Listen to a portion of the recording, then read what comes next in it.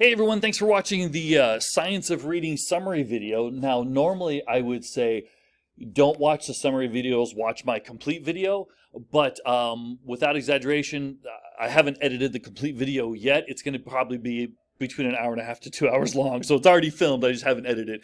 So I'm perfectly happy with you watching the summary video, and thank you for watching this. I will tell you though, in all sincerity, like the other summary videos I've done, this summary video will not give the complete story, will not tell. Essentially, I'm going to tell you the answers, right? But just like with math, the answers are in the back of the book, but the answers, knowing the answer doesn't tell you how to do the problem, or it doesn't explain anything. So I want to make sure that's clear. Like, if you trust my research and, you just want to know the answers, please watch this video and enjoy it, and I'm sure it's going to be very informative, like seriously. But if you're like, please, if you want to know the reasons behind the answers, watch the complete video, and that'll explain everything. Like, you'll be able to teach a workshop on the science of reading once you watch the entire hour and a half to 2 hour long video. So for those who don't want to sit through that, please, thank you so much for watching it, but please understand this does not tell the complete story. If you email me asking me like, hey, when you said this, can you go more in depth? I would say, please watch the entire video. But here are the answers. This is based on a very lengthy research project I've done, kind of the side project.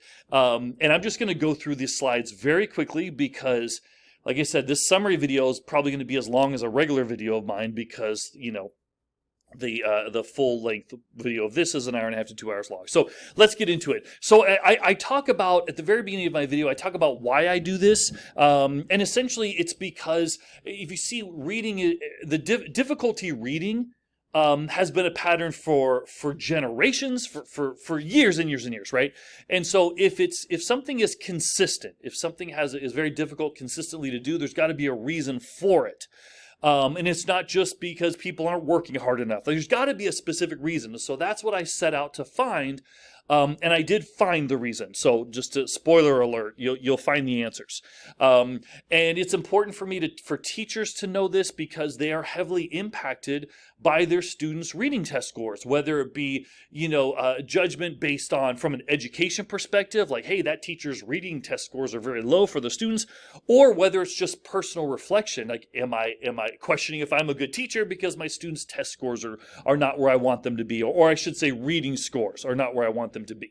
So I start off talking about that. I talk about how please be open-minded because there's this term reading wars, which looks at different perspectives of how reading should be taught.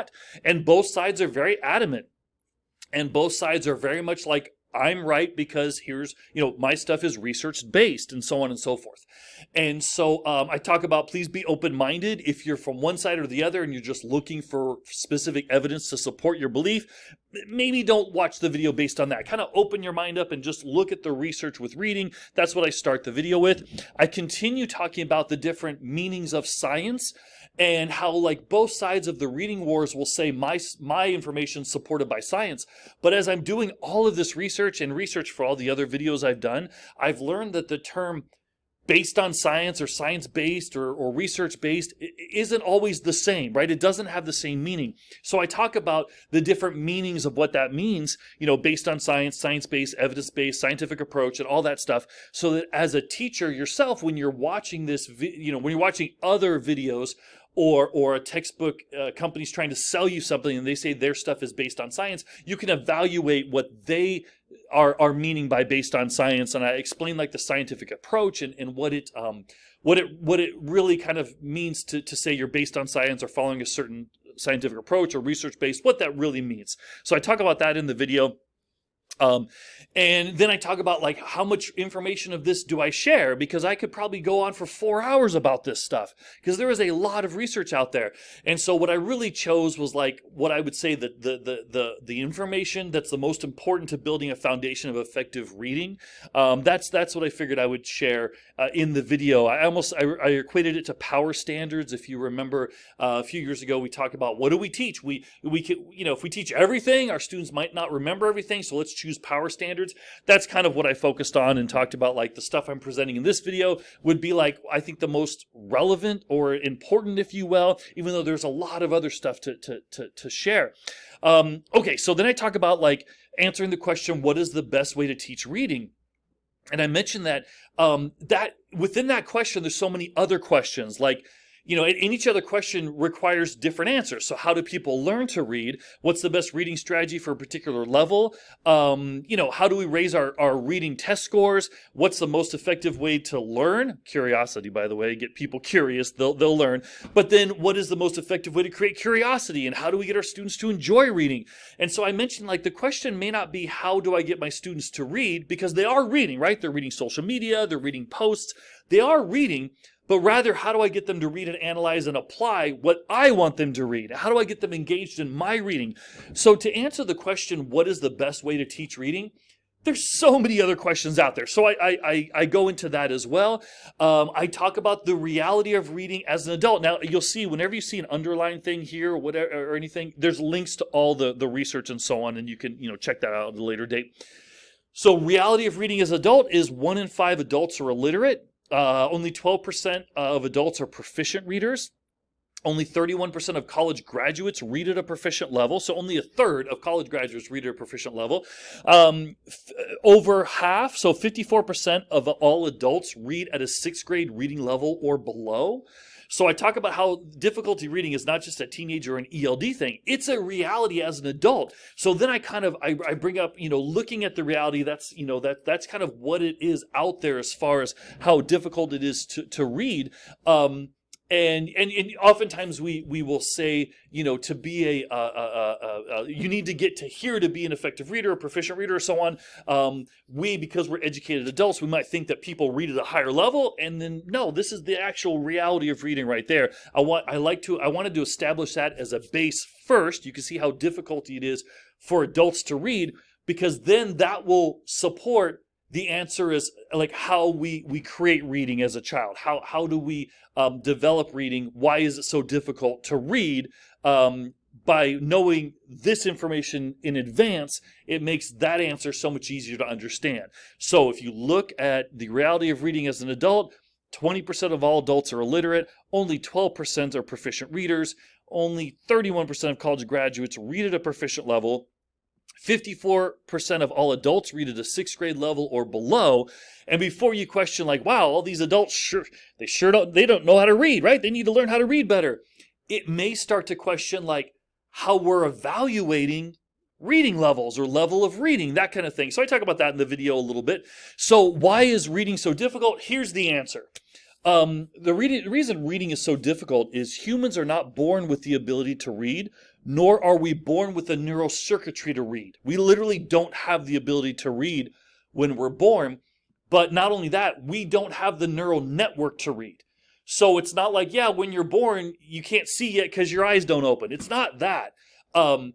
There's no network there in the first place. And so the fascinating part is the way we develop the ability to read is we're born with, unless there's a developmental issue, we're born with well-established systems for language. We're born with a well-established system for vision. They each have their own network. They're very well established. There's nothing there as far as an ability to read. So a network has to be created for reading to happen. And they do that based on, our brain does that based on recycling pre-existing circuits between both pathways. They're using circuits that really aren't being used, repurposing those, recycling them, and creating a link between the visual and the language area. Essentially, the language area and the vision area in our brain are having a baby. And their baby is the reading network, essentially. And the thing is, it has to be built for every child, every time. So it's not like we're evolving to learn to read. It's not that at all. Every time a baby is born, there is no network for reading. It has to, with the help of parents, educators, environment, it has to build this network individually by itself to create the ability to read. There's your answer. as far as why reading is so difficult. We do not have the ability to read when we're born, and we do not have any capability there set up for us to be able to read. We literally have to build that network. And so there's some links to videos. There's some links to more explanation. I will kind of skip that because, again, this is the summary video. The much longer video explains it. But essentially what we're doing is our brain has to essentially see letters, connect sounds to those individual letters using our language network, recognize the letters and how they combine into written words, connect the system's coding for speech and sound meaning. All that has to be created for each individual child, which means as a teacher, when you have 36 individual students in your classroom, each of those students has their own individual level of reading network created. Some will have a great reading network created because they had a lot of support at a younger age, or they're just curious about reading and they develop that. Others will not have a very strong reading network created. So literally, if a student's mom is like, why can't my son read? Why can't my daughter read? You can literally say your son or daughter's neural network, reading network hasn't been developed that much yet, or isn't well developed. And that's a very valid answer. And that's pretty much going to answer most questions. Like, why can't my son read? Well, his reading network is not developed very well yet. Like, that's it. That's the main answer. And this has been going on for generations. This isn't anything new. This isn't like, well, our reading scores have plummeted lately. I'm going to show you the evidence that that's not the case at all. And so it's been going on for generations. I have a link here to an article from 1955, kind of wondering why can't my son or daughter read? So it's been going on for a really long time. And it really explains the consistency why we can't read. So then, and that, honestly, that part right there explains everything. So that's like, why can't students read well? There you go. And that's the reason, like, hey, my students aren't reading well. Their reading networks aren't established well enough yet. So then I go into the best ways to teach reading. And I talk about how the answer isn't so cut and dry that way. So it really takes a village. And then the video talks about the different perspectives of reading. So there's 3 different perspectives. There's the neuroscience perspective. There's the behavioral psychology, emotional, environmental perspective. And there's what I group as the others. In whole word, sight word, context clues, balanced letters. I just kind of group them all together, the others, if you will. And so I start with the 3. So I talk about how the 3 really kind of can work in combination. Like, people will say, like, this is better, this is better, this is better. The reality is they can kind of work in combination, but there's definitely one needs to be established first, and it's neuroscience. So the neuroscience aspect. So the question really is, how do we teach reading based on how the brain is developed? And that's with phonemes, phonemes and graphemes. That's really the way to teach reading based on how the brain learns, phonemic awareness. I talk about really if someone says otherwise, they really don't have a good understanding or a complete understanding on how the brain learns to read. Now, phonemic awareness, phonemes, graphemes, lesson plans, kind of reading plans based on that is really how our brain learns. But at the same time, like if someone's like in 12th grade, you can't be just going over phonemes and graphemes in class the whole time, right? It's got to kind of build its way and mature its way up. But I talk a lot about that. And again, if you want like the support behind it, watch the whole video. So the foundation of reading has to be phonemes, graphemes, phonemic awareness, reading lessons based on that, not just for a year or two. That's like the base foundation of learning how to read. Then it goes into behavioral psychology, environmental, and emotional. Now I've got links on all these on the slides. You can do the links to the books and the videos and a lot of support that I have given. You can link to all that.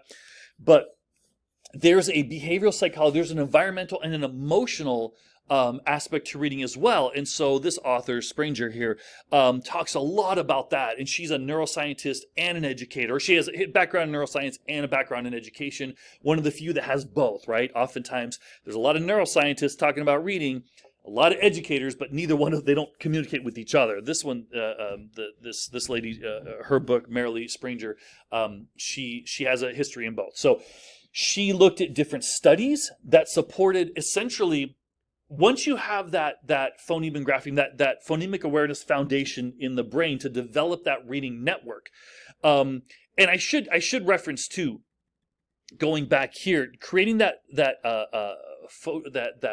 reading network creates that third area in the brain is called the visual word form area. Sorry, essentially the brain's letterbox. I think it's important. I should have pointed that out. That's really where that reading network is, because I'll reference it here later. So I wanted to say that again. So once that really is established, now there's this environmental support. So as a child or in the womb, the adult should be speaking the language. There's essentially the reading ability gets supported by how much the parents communicate with their children and by how they communicate with their child. So there's a lot of evidence that shows that the child has to have a strong foundation in their language, which includes hearing the individual sounds of their language, which is why babies can learn multiple languages at a young age. How parents respond to their baby's babble, how parents respond to their child's curiosity, questioning, talking, but it's how much. So the parents who use more words in the household tend to produce stronger readers. I don't know if that's sounded right, but I think it makes sense. But there's a lot more to that. It's not just how much. There's more to it. You can see the study or watch the video. So essentially, families that speak more to their children, but speak in a very positive way, affirmation, affirming rather than kind of negative. So responding positively, building that confidence of, you're such a great worker, you work hard, that's a great question, all those things. Rather than, I'm tired, don't talk to me, go watch TV, why did you do that? Why, what were you thinking? Rather than negative responses, hearing more positive. So the behavioral psychology, emotional, environmental, to support strong readers, their support showed that parents need to communicate more with their kids, their young kids, their toddlers, their babies, and in a more positive way. That tended to produce stronger readers. And it's one of those things where children will reject reading at an early age when they're constantly, when it's not seen as a positive light. Like, you need to read more, you need to figure this out, blah, blah, blah. And I use this vegetable analogy, like making someone sit there and eat their broccoli the rest of their, until they can't leave the table until they eat their broccoli. That doesn't necessarily support broccoli lovers as they get older. And also there's the talk of with parents that hold their babies while reading to them at a young age, creating a positive memory of reading. So those students tend to be stronger readers. So I talk about the behavioral psychology part. And then I bring up the third category I call the whole word, sight word, balanced literacy, context clues, all those I call them the other things. And that while they do have they do have some place in the reading environment, just lessons based on that alone didn't support strong readers. It's not supported by cognitive scientists. However, that being said, although it's not really efficient, there are some, once a strong readers are established, then they can start using things like context clues and things like that. But it's not as effective as a curriculum based on phonemic awareness, etc. And then, okay, so I mentioned more like a realistic way of teaching. If a curriculum based on phonemic awareness is supported in all of elementary school, essentially. And then in middle school, the teachers, we continue to focus on that for readers that aren't as strong, but we start giving them the ability to, analyze and to interpret and use words in context and continue the reading growth that way. But if students do not have a strong foundation in the reading network, built in, strong foundation for reading in their language, it's going to be very difficult to create strong readers in high school if they don't have that. So then I talk about reading scores. And I mentioned, if you haven't seen my Lexile video, please watch that. It'll tell you everything you've ever wanted to know about Lexile. You could teach a workshop on Lexile alone. I talk about how you can actually manipulate Lexile scores as well. Not manipulate them, that sounds bad. It's not that. It's just Lexile reading levels are not finite. They're not set in stone. So you can actually, there's a link on there where you can adjust the reading levels, the way you want to look at it as well. You can see it on the video. I talk about how the reading. So my question was like, when they say like 54% of all adults read below a 6th grade reading level. I understand the reading levels. I contacted Lexile. They explained it all to me and so on. And I understand how reading levels are established no matter who's establishing them. But when you look at advanced, when we're judged as schools, like our however many percentage of our students are advanced readers and proficient readers and below average and below average, where do those levels come from? And it turns out, I explained it in detail on the video. It turns out they're made up of a panel of they're made up of a panel of professionals, educators, and people from the general public. That's as specific as I can get. and those reading levels have been determined to be continuously evaluated. So it's like they're not set in stone. So a government panel looked into to evaluate to kind of investigate how these reading levels are created, and they're kind of like, we need to keep evaluating this stuff. So the conclusion essentially is, don't get so caught up on reading levels in the sense that they're created by a panel of people, really, if you will. Basically, and I talk about the video how a lot could be like, needs to come in, like, who are they and what professions are they and what background do they have in reading. And so it talks about that. So then I talk about the whole world rankings, sorry, just giving those. Okay, so feel free again to watch the whole video if you want to know everything about that. I talk about false philosophies of reading development and the things of, the philosophy of just read more, just try harder, do what great readers do, Lexile equals rigor, isn't necessarily the case. I talk about how just reading more or just trying harder can lead to frustration if you don't have good support system. Do what great readers do is a great philosophy, but it's like backwards thinking, because now great readers have to identify what they do. They didn't do that to build up their reading level. They now have the ability to do that because they are great readers. I talk about how readers read just because they enjoy it, right? That's what we need to focus on is creating readers who enjoy reading. I talk about how Lexile doesn't necessarily equal rigor, because rigor can be increased based on what is done with the text. My best example is Night, which is taught in 10th grade, yet it's 3rd grade reading level. So definitely the rigor can be increased based on what the teacher does with the text, not necessarily the text itself. I talk about what we can do as teachers. I definitely focus on being understanding and how difficult it is to read. Don't react negatively when it comes to reading, because that's definitely not going to make someone turn around and go, you know what, I'm going to be an amazing reader because I'm embarrassed by the teacher getting on me in front of others. Communicate with your students a lot. Get them talking, get them thinking. If they can analyze through communication, then it'll help them when analyzing with text. Focus on how the brain learns phonemes and graphemes. Maybe as schools, if we could have a pull-out class for students that are behind on the phonemic awareness, that would be amazing. When a challenging word comes up when reading, have your whole class walk through it, letter by letter, sound by sound. You don't have to spend forever on it, right? Just a little, let's walk through it together. Spark interest. The key, the first step of learning, based on how our brain is developed, is curiosity, right? If we're interested and we're curious, we're more apt to do it. Don't stress. As a teacher, don't stress or think it's your fault if your students have low reading levels, right? They came to you with that.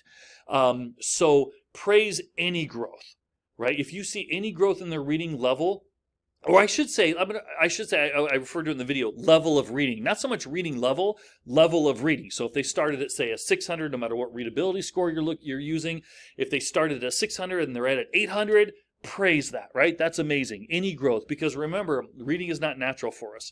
So I talk about a little bit about my findings. It's difficult to balance, to balance effective strategy for something that isn't natural for a person to do.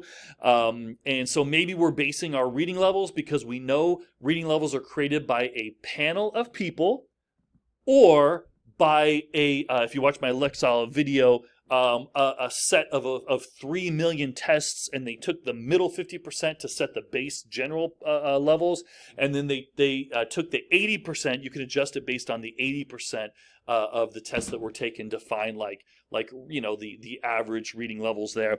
So maybe we're basing them on expectations or desired results versus a more realistic ability to develop reading. And a strong foundation of phonemes and graphemes has to be established before anything else can be successful. And the reality is, as a teacher, right, we can't just sit there and do, phonemes and graphemes all day. So we need kind of a balance of all these different effective strategies.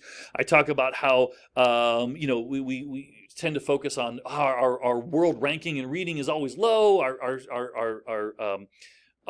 reading levels are plummeting, and that's not the case at all. Our reading levels have been consistent in the U.S. I show the results of the NAEP, which I know doesn't take everything into account, but it's been consistently for at least the past 30 years of those results.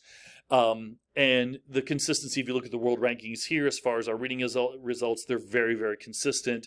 And then I talk about my final thoughts, which is I say that if we really understood how difficult reading is, or learning to read is, then we maybe would revisit how we evaluate reading and be more understanding.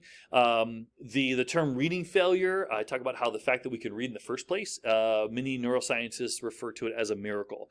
We're trying to control something that's so difficult to develop and has too many determining factors of success, that there's really not a finish line when it comes to reading. It's a journey, so be positive of any growth. I'm just going to skip through these because a lot of it's repeated on what I already say. So this has been going on for many generations. And in what's the magic formula for developing reading? There's so many determining factors of success. I mean, if we want a magic formula, it's positive parental foundation from the beginning, then passing on to phonemic awareness curriculum all through elementary school, passing on to this one, middle school and high school, and we just continue to facilitate that. And that's very challenging to do. So, reading is not natural, and not all strategies will take into account individual needs. So I think we're doing a decent job.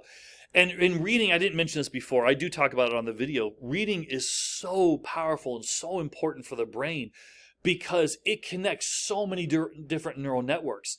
So as much as we can do, like if all of our students were amazingly effective readers, it would be great, because it does. A curriculum based on becoming an effective reader would be so powerful. It's just the reality is it's so difficult to develop that neural network. So our students are at different levels. So we just keep trying. As teachers, we do as best we can. The most important thing I would say, especially for high school teachers, is to create interest, create curiosity, spark something to make our students go, "Hey, I want to read that." Right? Don't overteach every aspect of a reading or a novel. Pick and choose a few elements that you can create curiosity and enjoyment with, and get the students to focus on that so that they can continue to develop their reading level. I do have some miscellaneous info about reading that didn't have to fall in the category of how to develop reading. Just some fun tidbits I found along the way that didn't really fit anywhere in the video. I'll let you watch the video for that, or you can pause and then just read the screen. I won't take any more of your time there. So there it is. Complete summary is reading is difficult because we're not born with the ability and we don't have any reading network created. So the visual and the language part of our brain have to build a network individually and call the visual word form area, the letter box, right? That's where the letters and the sounds can create words. And there's a balance of there's the neuroscience aspect, right? Phonemic awareness, phonemes, graphemes, developing, having the letter and the sound equated to that letter be comprehended in the brain. And then there's the behavioral, environmental aspect and emotional aspect of developing a great reader. And there's the other miscellaneous aspects as well. And they can work together to develop great readers. And as teachers, we have to understand each of our students come into the classroom with their own individual reading network already established. Some have great reading networks established, some not so much, and it makes our job that much easier. The reading levels that you see out there are either based on, they're based on different readability formulas. Watch my Lexile video for that. If it's Lexile, it's based on the average or the numbers of based on 3 million tests that were given that you can adjust. They fluctuate a little bit as far as reading levels go. You can adjust those to get to where you more to get a realistic level of reading, a level of reading that your students can be at. I shouldn't say should be at, but can be at. And then if it's the in AEP or the government reading levels, those are created by a panel of people, not so much experts, just people. It says right on their website, I've got the links there, you can check it out, from various professions, and then also input from the general public. So there you go. There's the summary. I hope I did okay. Watch the whole video if you want to know everything. Thanks, guys.